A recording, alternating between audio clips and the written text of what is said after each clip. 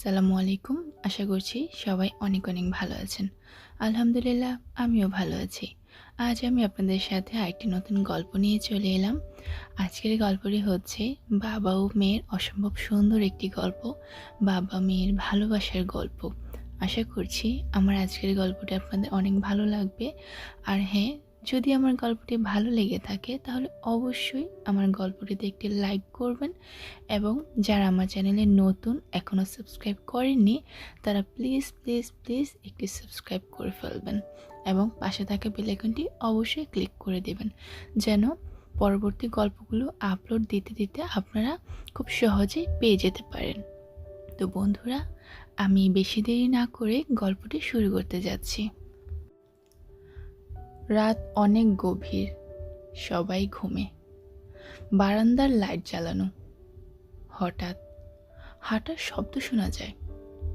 কোনো একজন হাঁটছে নিশ্চয়ই। ভৌতিক আওয়াজ শুনতে কেমন যেন ভয় লাগে। মানুষ সাধারণত এভাবে হাঁটে না। শক্ত মাটিতে গরু হাঁটার মতো শব্দ, এমনভাবে পা ফেলে যেন বারান্দা মাপছে। মাঝে মাঝে থামে, শুরু করে আবার। লোকটার হাঁটা ভূত এবং মানুষের ক্যাটাগরিতে পড়ে না। ভূতের হাঁটা অনেক ভৌতিক, আর মানুষেরটা তো আরও স্বাভাবিক। শান্তভাবে হাঁটলেও পিছন থেকে ধাওয়া করে একটা অচেনা ভয়। আমি ভয়ে কাঁপতে থাকি, গলা শুকিয়ে খটোমটো। ঢুক গিলতে পারছি না। হাঁটুর উপর থেকে কাঁথাটা টেনে মাথা ঢেকে নেই। ডান কাঁধ হয়ে ঘুমোতে মন চায়। খাটের খটমট শব্দের ভয়ে কাঁধ হতেও পারছি না। এতক্ষণে তো ফোঁটা ফোঁটা শিশির বিন্দুর মতো কপালে ঘামও জমে গেছে। বুকটা ধড়ফড় করছে। লোকটা দরজায় কান পাতে, ভেতরে কিছু শুনতে চায়। আমি খুব আস্তে আস্তে শ্বাস ছাড়ি। অনুভব করলাম কাঁথা ধরে কেউ টানছে। হৃৎপিণ্ডে শুরু হয় হাতুড়ি পেটা। ডান হাত চেপে ধরি বুকে। কাঁপা যেন থামছেই না। ভয়ঙ্কর সব প্রশ্ন বরফের মতো বুকে জমাট বাঁধে। রুমে ঢুকলো কে? আমি কি দরজা খুলে ঘুমিয়েছিলাম? কেউ তো এলে শব্দ পেতাম। একবার ভাবি, কাঁথার ফাঁক দিয়ে দরজাটা দেখেই নেই। আমি কাজটা অনায়াসে করতে পারতাম, কিন্তু চোখ মেলে তাকাতে ইচ্ছে হচ্ছে না এই মুহূর্তে। কাঁথা টানা বন্ধ হয়। আসলে কাঁথা কেউই টানেনি, মনের ভুল ছিল। কাচের জানালা দিয়ে লোকটার কালো ছায়া দেখা যায়। এলোমেলো ঝাঁকড়া চুল, নীলাভ দাড়ি, খাড়া খাড়া শক্ত মোচ, ধূসর চেহারা। চোখ দুটো বিড়ালের মতো ঝলঝল উড়ে ওঠে। জানালায় পড়ছে লোকটার নিঃশ্বাসের ছাপ। শীতের কুয়াশা যেন লেপ্টে আছে কাছে। বুকের উঠা নামায় বোঝা যায় লোকটা শ্বাস ফেলছে খুব দ্রুত। হাত দিয়ে বাষ্পগুলো মুছে দেয়। আঙ্গুল তুলে হঠাৎ আমার দিকে কি যেন ইশারা করে। কিছুই বুঝে উঠতে পারিনি। লোকটার অদ্ভুত আচরণ আমাকে বিস্ময় করে তোলে। তাকাতে পারছি না আর। চোখ বন্ধ করে নেই। আমাকে দৌড়াচ্ছে। বিশাল রাস্তার উপর দিয়ে দ্রুত বেগে ছুটে চলছি। পেছনে পেছনে লোকটা। আমার হাঁটা যেন এগোই না, পা যেন পেছনে দৌড়ে। লোকটা আমার একেবারে কাছে চলে এলো। হাত বাড়ালেই ছুঁতে পারবে। আলতো করে আমার মাথা ছোঁয়। আমি আধমরা হয়ে যাই ভয়ে। কাঁপতে কাঁপতে ঘাড় ফিরে পেছনে তাকাই। বাবা, তুমি? কথা বললেন না। শরীর থেকে পারফিউম বেরোয়, কড়া গন্ধ। বাবা বেঁচে থাকতে এরকম তীব্র গন্ধযুক্ত পারফিউম ব্যবহার করতেন। চেহারাটা অনেক বদলে গেছে। সেলাই ছাড়া কুর্তি পরে এলেন। বাবার ঠোঁট নড়ে ওঠে, শব্দ করে কথা বলতে চেষ্টা করেন, কিন্তু শব্দ হচ্ছে না কোনোভাবেই। আমার কাছে এখন বাবাকে অতি স্বাভাবিক মানুষ মনে হয়, যদিও তিনি মোটেই স্বাভাবিক নন। তার হাতে হীরার একটি আংটি চকচক করে, পৃথিবীর সবচেয়ে কঠিন বস্তু। নীলা, এই নীলা, ওঠ। মেয়েটার যে এত ঘুম! বলতে বলতে মা আমার পিঠে আলতো করে হাত বুলান। আমি ঘুম থেকে লাফিয়ে উঠি। মা ঘাবড়ে যান আমার আচরণ দেখে। এই, তুই অমন করে লাফিয়ে উঠলি কেন রে? কি হয়েছে তোর? স্বপ্নে কিছু দেখলি? হুম, বাবাকে দেখেছিলাম। সত্যি? তাড়াতাড়ি আমাকে বল তো। কথাটা বলতে বলতে আমার পাশে এসে বসেন। আমি পুরো স্বপ্ন বলে শেষ করলাম।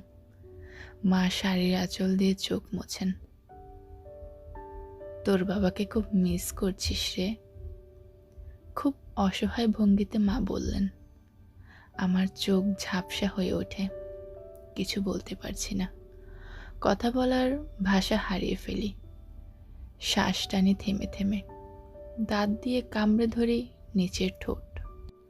হাঁটুর উপর মাথা রেখে মা ফুপিয়ে ফুপিয়ে কাঁদতে থাকেন। এই মুহূর্তে মার কান্না আমার কাছে শিশুর মতো মনে হয়। যদিও অন্য কেউ এটাকে শিশুসুলভ ভাববে না।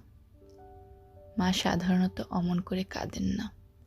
আজ কাঁদলেন বাবার জন্য। বাবা না থাকায় ভেতরে ভেতরে আমিও জ্বলছি খুব। সামনে মাধ্যমিক পরীক্ষা ছিল। A+ পেলে একটা মোবাইল কিনে দেওয়ার আবদার রাখলাম বাবার কাছে। বাবা কিছুই বললেন না। মুখে হালকা ছাপ পড়ল বিষণ্ণতার।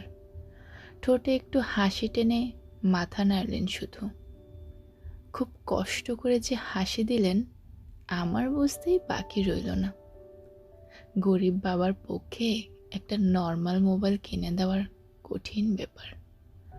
কিন্তু আমি যে আর না করলাম না, কেন জানি না। একদিন পরীক্ষা শেষে বাড়ি ফিরলাম। সন্ধ্যা ছুঁই ছুঁই অবস্থা। আকাশ পরিষ্কার থাকায় মনে হলো সন্ধ্যের অনেক বাকি। বাড়ির খুব কাছে চলে এসেছিলাম। মাথা তুলে একবার চেষ্টা করলাম বাড়িটা দেখার। বাড়ির আশেপাশে মানুষের সমাগম। শরীরে হালকা ঝাঁকুনি লাগলো। বুক কাঁপে। বাড়ির দিকে চোখ তুলে আর থাকতে পারলাম না। কি ঘটতে পারে? ঝগড়া না দুর্ঘটনা? মাথায় অগণিত প্রশ্ন ভিড় বাঁধে। ধুর ধুর করে বুক। চেষ্টা করলাম দ্রুত হাঁটার, কিন্তু পা যেন এগোচ্ছিলই না কোনোভাবেই। ভেতরে রহস্য ঘুরপাক খায়। কৌতূহল বাড়তে থাকে। বাতাসে কান্নার শব্দ এলো, মেয়েলি আওয়াজ, চাপা আর্তনাদ। ভেতরে ভেতরে শরীর ঘামছিল। কোনো রকম বাড়ির কাছে চলে এলাম। চোখের সামনে অনেক চেনা অচেনা মুখ ফেল ফেল করে তাকিয়ে রইল আমার দিকে। অমন করে আমার দিকে কেউ তাকালে কথা বলার শক্তি হারিয়ে ফেলি আমি। কিছুই বুঝে উঠতে পারছিলাম না। থমথমে পরিবেশ, বিষণ্ণতার কালো ছায়া সবার মুখে লেগে আছে। কোনো দুর্ঘটনা নিশ্চয়ই। কারো কাছ থেকে ব্যাপারটা জানার মতো সাহস আমার ছিল না সেই মুহূর্তে। ঘরে ঢোকার সামান্য বাকি। এমন সময় কে যেন পেছন থেকে আমাকে জড়িয়ে ধরল। আপু, তুমি এখন এলে? আমার ভেতরে কেঁপে উঠল। তাসমিয়া, কি হয়েছে তোর? কাঁদছিস কেন বোন? আপু, বাবা আর নেই। কথাটা তীরের চেয়ে বেগে আঘাত হানলো আমার বুকে। রক্ত উচ্ছ্বলিত হয়ে উঠল। ঝিম মেরে দাঁড়িয়ে রইলাম কয়েক সেকেন্ড। হঠাৎ ধপাস করে পড়ে গেলাম মেঝেতে। আমার মাথায় পানি ঢেলে দেওয়া হয়। চোখ খুলে তাকালাম। কত সময় বেহুশ ছিলাম জানি না। মাথা ভার হয়ে উঠল। বাবার মৃত চেহারাটা কখনো দেখিনি। কান্নায় শরীর কাঁপছিল। চোখের সামনে বাবার চেহারা ভাসলে কলিজায় চ্যাং করে ওঠে। পেরেক দিয়ে বোধ হয় আমার কলিজাটা ছিদ্র করে কোনো একজন। আমি লাশের সামনে গিয়ে দাঁড়ালাম। বাবাকে জোরে জোরে ডাকতে ইচ্ছে করলো খুব। যতদিন বেঁচে ছিলেন আব্বু বাসায় ফিরলে বুকে জড়িয়ে ধরে চুমু খেতেন কপালে। বাড়ির পাশেই বাবাকে কবর দেয়া হয়।